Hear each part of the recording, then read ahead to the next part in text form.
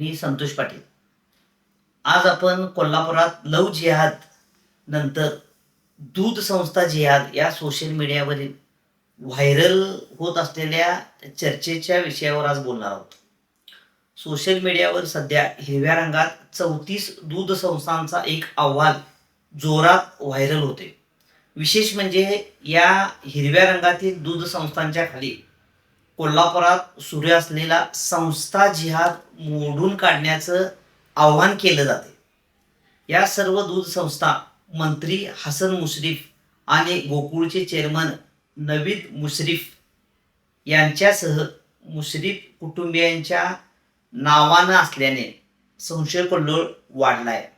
यामागील नेमकं सत्य काय आहे आणि राजकारण काय सुरू आहे हे आपण समजून घेण्याचा प्रयत्न करूया.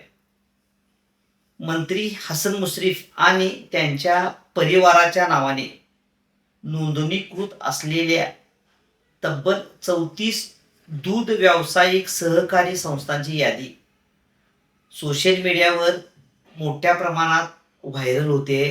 श्री हसन मुश्रीफ सहकारी दूध व्यावसायिक संस्था, नावेद हसन सो मुश्रीफ सहकारी दूध व्यावसायिक संस्था, सौ सायरा हसन सो मुश्रीफ महिला सहकारी दूध व्यावसायिक संस्था, साकिनाबी मियालाल मुश्रीफ महिला सहकारी व्यावसायिक दूध संस्था, अशी 5-6 मुश्रीफ आणि त्यांच्या कुटुंबियांचे नावांचे रिपिटेशन या संस्थात असल्याने संशय निर्माण केला जातोय.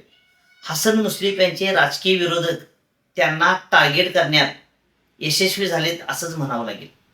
यांनी मुद्दा म्हणून या संस्थांची नावं घुसडली असून अशा बोगस संस्था मतदार यादीत असल्याचे भासवले जात आहे. यावर चेअरमन नवीद मुश्रीफ यांनी खुलासाही केलाय. आमच्या कार्यकर्त्यांनी आमच्या नावाने या संस्था काढल्यात, त्या पूर्णतः कायदेशीर आहेत. त्यांचे दूध संकलन सुरू आहे, यामध्ये गैर काहीही नाही, कुणीही चुकीचं काहीही केलेलं नाही असं नवीद मुश्रीफ यांनी स्पष्ट केले. तरीही खास करून हिरव्या रंगाने या संस्थांची यादी सोशल मीडियावर पुन्हा पुन्हा व्हायरल होते आणि चर्चेच्या केंद्रस्थानी आणण्याचा प्रयत्न केला जातोय. वरवर पाहता ही समान नावांची यादी वाटत असली तरी यातून मंत्री हसन मुश्रीफ यांना पॉलिटिकल डॅमेज करण्याचं मोठं षडयंत्र रचलं जाते अशी चर्चा आहे. यामागे 12 वर्षापासून अर्थात 2014 पासून नोंदणी झालेल्या या संस्था आहेत. यातील फक्त 7 संस्था या नवीन आहेत, म्हणजेच 2023 साली नोंदणी झालेल्या आहेत.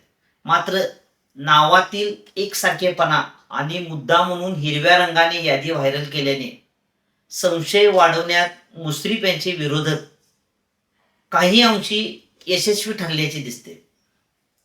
मुश्रीफ परिवाराने जिल्ह्यातील दूध क्षेत्रावर एक हाती नियंत्रण मिळवले आणि मुश्रीफ परिवाराकडून सहकार क्षेत्रात कुटुंबीय नियंत्रण असल्याचं भासवून तसा आरोप मुश्रीफ यांचे विरोधक करत आहेत आणि ही यादी राजकीय हत्यार बनवण्याचा प्रयत्न केला जातो. या हिरव्या रंगातील यादीचा उपयोगही त्यासाठीच केला जातो. पण ही नोंदणीकृत दूध संस्थांची यादी कायदेशीर असल्याचे सांगून चेअरमन नवीद मुश्रीफ यांनी चर्चेवर पडदा. दूध उत्पादन हा फक्त अर्थकारणाचा विषय नाही, तर मोठा राजकीय प्रभावाचा विषय आहे. गोकुळ ही जिल्ह्यातील सर्वात मोठी संस्था आहे. अनेक नेते या गावागावातील दूध संस्थांद्वारे आपला प्रभाव वाढवत असतात. यामुळे एकाच परिवाराच्या नावे इतक्या संस्था कशा, हा मुद्दा सर्वत्र चर्चेत आणून केंद्रबिंदू बनवला गेलाय. यामुळेच ही यादी गोकुळ दूध संघाच्या राजकारणात एक प्रकारचं राजकीय हत्यार ठरवण्याचा प्रयत्न होतोय आणि गोकुळच्या निवडणुका जसजशा जवळ येतील तसं गोकुळचं राजकारणही तापणार आहे. या दरम्यान आत्ताच्या हिरव्या रंगातील यादीप्रमाणेच वेगवेगळे राजकीय रंगही उधळले जातील. खरं खोटं सांगताना नेत्यांची मात्र दमछाक होणार आहे. अशाच वेगवेगळ्या घडामोडी पाहण्यासाठी आणि यामागील सत्यता जाणून घेण्यासाठी SP न्यूज पाहत राहा. धन्यवाद.